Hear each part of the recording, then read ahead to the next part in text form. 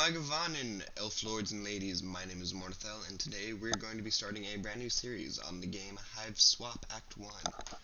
So, for those of you who don't know, Hiveswap is a game by Pumpkin, and I am the creator of the webcomic Homestuck. I don't actually know his name. So my friend got me into Homestuck a few weeks ago. I've been reading, and she told me about Hiveswap, and I got it a couple days after it was released. I've played through it once by myself. It takes about 2 hours to play through if you don't get stuck on everything. And which of course I got stuck on some stuff, but anyway, it's an amazing game. And I tried to record. I got about 23 minutes in, and then I realized, wait a minute, I had two audio inputs, so my voice was echoey. So hopefully I fixed that problem, although my mic, I did something and it's been weird. I can hear myself after I speak. It's kind of echoey for me, but hopefully that won't come through in the recording. Okay, 1 minute 10 seconds wasted. Here we go, new. And this game has just a phenomenal soundtrack. If you buy it on Steam, I totally recommend you spend a few extra bucks to get the soundtrack version.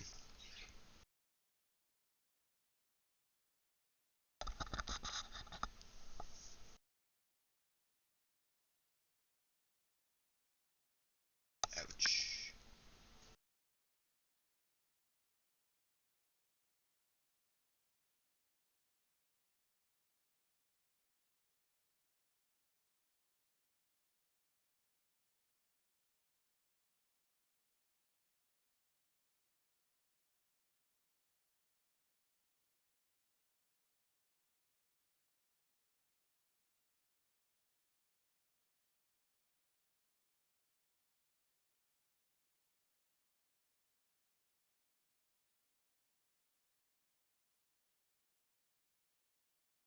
Yeah, like that. That was an amazing soundtrack.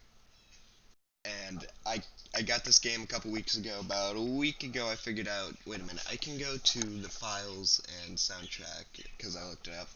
I put it on my iDevices through iTunes, and that's basically been the only thing I listened to for the last week. It is that good. Anyway, your name is... Sorry, you're gonna need a minute. Dot, dot, dot. Okay, you gave yourself a minute to freak out because of the monster, the thing with all the legs and teeth, the one you barely got away from. Minute's up, though. You take a deep breath, let the uncertainty slip away into the toothy, arm-waggling darkness, and focus on what you know. Your name is Joey Clare. You live just outside of the town of Hauntwich. You are, in no particular order, a puzzle solver, a semi-orphan, a dancer of multiple schools, an aspiring veterinarian, and a big sister. Speaking of which, that monster is the one that barely missed eating you alive, only if you're not thinking about that right now. It might be headed back outside where your little brother is. You've got to warn him. Okay, so you got, like, your inventory here. This is, you'll find out, but you click to move, and you can see the mouse cursor moves. Like, we can look at these. Along with ballet, you also study tap dancing. You haven't decided which you prefer. Ballet is fun, but tap's also fun, in a different kind of way. I've considered blending the two, wearing one tap shoe and ballet shoe at the same time, but decided to fully master both, and in the respect of your teachers before unveiling your boundary-shattering ballap style to the world. So, it looks like we can equip these. There we go. You add the tap dance ability to your technique. That's not how you spell technique. Yep, those are the words that refer to those concepts. You learned them literally just now. They'll help if there's anything you need to shake up or shake off, or if you're just in the mood to shake it. So now we have an ability. We're not actively or imminently hot step and your tap shoes are hanging up by the door. You know this because that's where you got them from a little while ago, and also because this is your own personal habit. Babysitter gave this for your birthday. Joey, she said, this wizard's the best.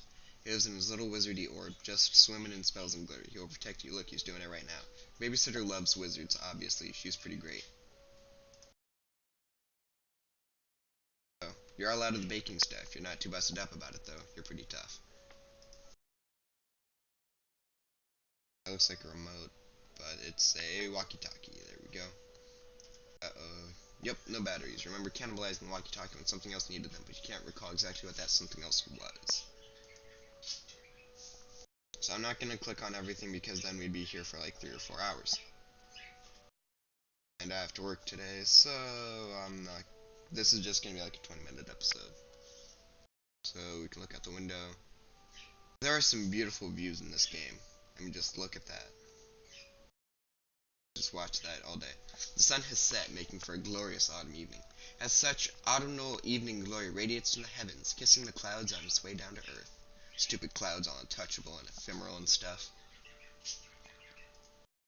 Poor puppy, if that icky snaky thing hurt her, well, you'd use your budding veterinary skills to patch her up and make it all better, but you'd also be very angry. Right now she doesn't seem to want to come out of her doghouse. You don't blame her. You briefly muse on the metaphorical significance of the flashing light. What could it represent? The past? The future? America? It's your stupid brother. You need to get in touch with him. Remember when you were raking up those leaves, your dog knocked Jude over and you laughed, and then everything turned into monsters. Ah, memories. Yikes, more of them? Gentrification is a real monster. Blistering social commentary aside, you sincerely hope you and your brother aren't killed and eaten by these eyeless horrors. Looks like Jude scurried up to his treehouse to get away from that thing, unsurprisingly. He acts like it's like his mission control room up there, as if a goofy kid legitimately has any secret business of that sort. Outrageous. You're not allowed up there, he says, to which you reply you'd rather step on a rake than set foot in his rickety little nerd hut. You school him so often you really should be pulling in the teacher's salary. Ouch. That looks like a reference to, Homebound, I believe is the name. There's a thing. Challenge! I love a challenge. Oh, right, that's where you put the walkie-talkie batteries. So just take them back out. Okay, one more game for old time's sake. First, Jude's probably fine.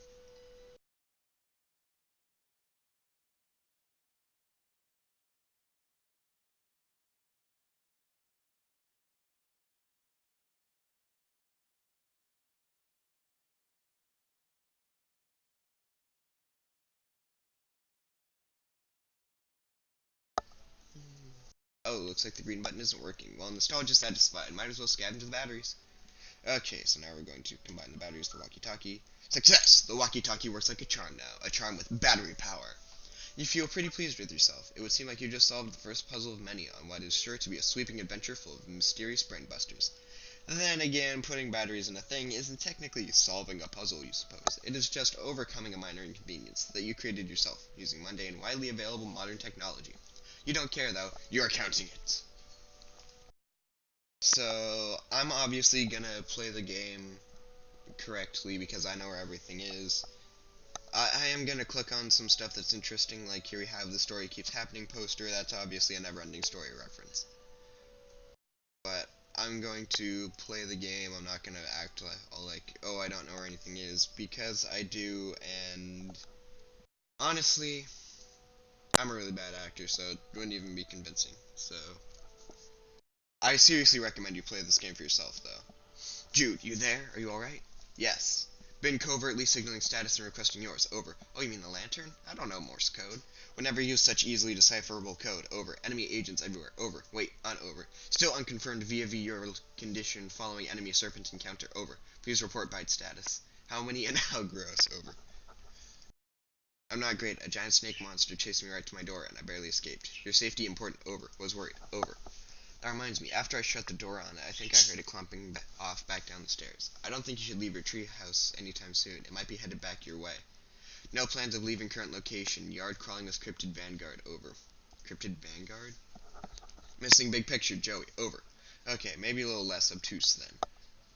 Purely defensive posture, tactically suicidal. Monsters likely just distraction. Could have obscured additional agents on approach. Over.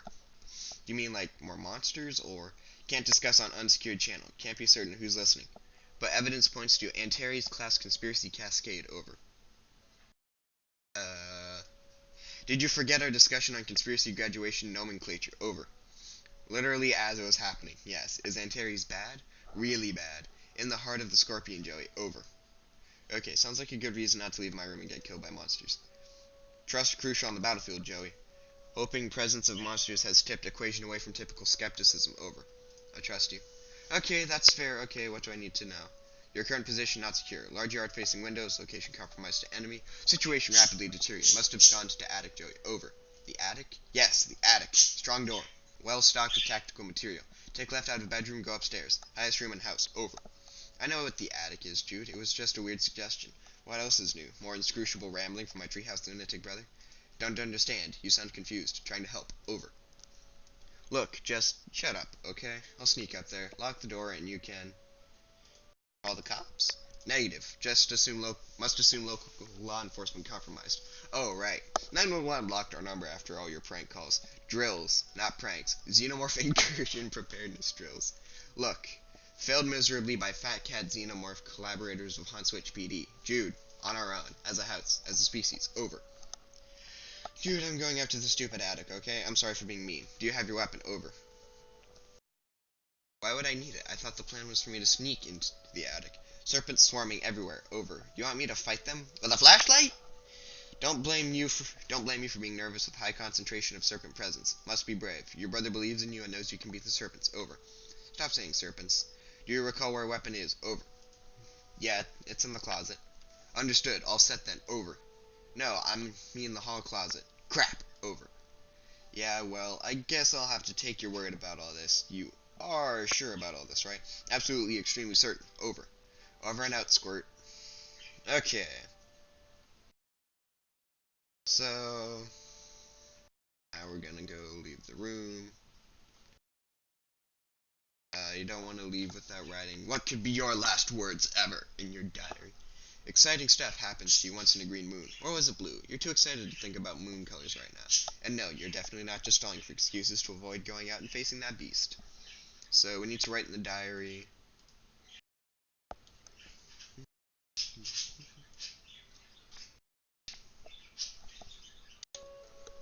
Sorry about that, guys. I got a call I had to take. But we're back, so let's see, let's write in. It's locked. If you wish to gain access to your long buried or recently buried secrets, you'll have to use the diary key. That little girl there, she's destined for big things, big hopes, big fears, big worries, big loneliness. Now hold on, pull yourself together. What would your mom say if she knew you were thinking like that? You really wish you knew. Since she's been gone, you've seen less and less of Pa over the years. Guess he had greener pastures to move on to, or bluer beauties. Okay, so we gotta go find the key.